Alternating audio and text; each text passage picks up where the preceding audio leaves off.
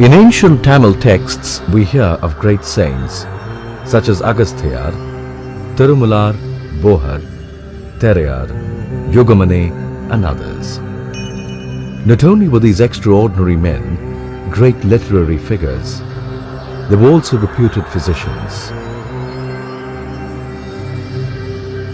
They lived during the Bhakti period in southern India, and alongside the development of Bhakti literature, they composed the tenets of a form of medicine that is practiced to this day, a form known as Siddha.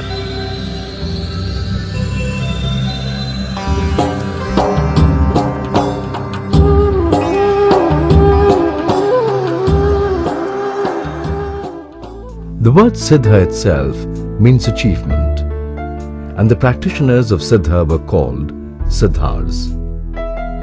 Historically, this system of medicine is believed to have originated around 5000 BC from the ancient period of the Dravidian civilization.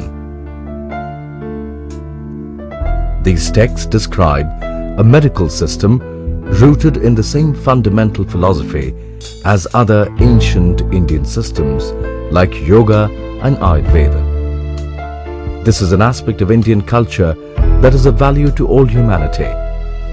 It views the individual person not only in terms of a particular disease, but in terms of holistic theories of balances. Balances that are physical, cosmic and spiritual. Fulfilling the aspirations of traditional Indian medicine, Siddha aims for a harmonious existence free from disease. It rests on a deep and ancient knowledge of medicinal herbs and roots, on the senses of man, the soul and the mind. Also deeply understood is the holistic relationship between the body and nature. It is this profound knowledge that is contained in the tenets of Siddha. Through the march of time, their knowledge has been preserved through 3 Siddha academies. These academies were established at various periods to preserve the ancient Dravidian culture at various historical junctures. The first is the Patala Kendra of Lemuria in Madurai. The second, Kavadapuram. And the third is the modern Madurai Academy. Siddha has features distinct from other traditional Indian medicines.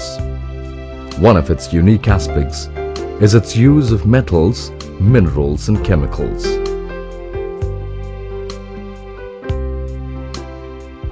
Here, the human body is considered to be made up of 96 tattvas or elements. Within the body are 72,000 blood vessels, 1,300 nerves, 10 nadi or main arteries, 10 vayu or prana elements, and 10 vigangal or natural functions. These 10 vigangal cause the human body to operate as it does naturally. As in Ayurveda, in Siddha too, the three dosha being Vat, Pitta and Kapha are prevalent. In Tamil, they are known as Mukutram. Imbalances of these elements cause disease in the human body. A Siddha treatment is aimed at correcting these imbalances. To bring about the balance of the Mukutram, certain cleansing techniques are applied. These are basically the natural bodily functions of expurgation, medically enhanced and regulated.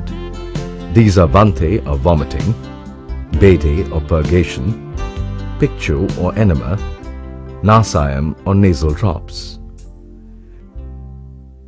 Neuromuscular disorders are cured through a technique called Tokkanam. This is similar to Panchkaram technique of Ayurveda. The Siddha treatment happens through 5 basic methods and with the help of 12 medicinal oils. Other than these, the body is subjected to pressure therapy over 108 points for the treatment of neuromuscular disorders. Diagnosis in Siddha takes place through sensing of the pulse through the 8 key arteries known as Invagai Thiravu. Neerkuri or urine examination is another important way of diagnosis. Other ways of diagnosis are through the examination of na or tongue. Niram, or the color and texture of the skin, through morli, or sound of the voice, Khan, or the appearance of the eyes, the feeling sensed by the doctor on the touching of the skin, and finally through stool testing.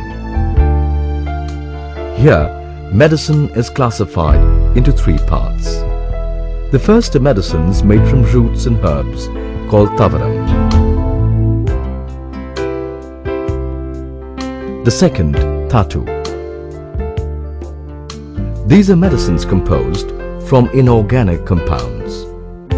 Third, Jangaman, is derived from animals. Today, all over India, there are over 200 Siddha hospitals and over 400 dispensaries. Alongside the prescribed medication, Siddha doctors also lay emphasis on food and drink and yoga, which are necessary for good health and long life. Today, like other ancient Indian medical systems, Siddha is also going through a reawakening. Formerly taught through the traditional Guru Siksha Parampara, today this medicine is being taught in colleges and in modern institutions. In Kerala and Tamil Nadu, there are several colleges that are teaching Siddha. Undergraduate courses are for 5.5 years, postgraduate for 3 years. The Government of India has established the National Institute of Siddha at Chennai, along with a 120-bedded Siddha hospital. The institute has the facility of postgraduate teaching in 6 subjects. It has been established as a joint venture with the state government of Tamil Nadu as an institute of excellence with an admission capacity of 5 students in each subject. Today, throughout India, there are about 14,000 Siddha doctors. Of them, about 12,000 are practitioners who were trained traditionally. Only 2,000 are from formal institutes. With increased academic facilities, this ratio will definitely change. The Siddha system of medicine is covered under the purview of the Drugs and Cosmetics Act 1940 and the Drugs and Magic Remedies Objectionable Advertisements Act 1954. Any violation of these acts and the rules made thereunder are punishable under the Act, and the state drug licensing authorities can initiate action against the manufacturers or persons who violate these acts. The effort is on to make the world benefit from this valuable medical system of ancient Indian tradition. This is not for recognition or the desire for reputation, but truly in the spirit of benevolence of Indian saints and seers for the good of all humanity.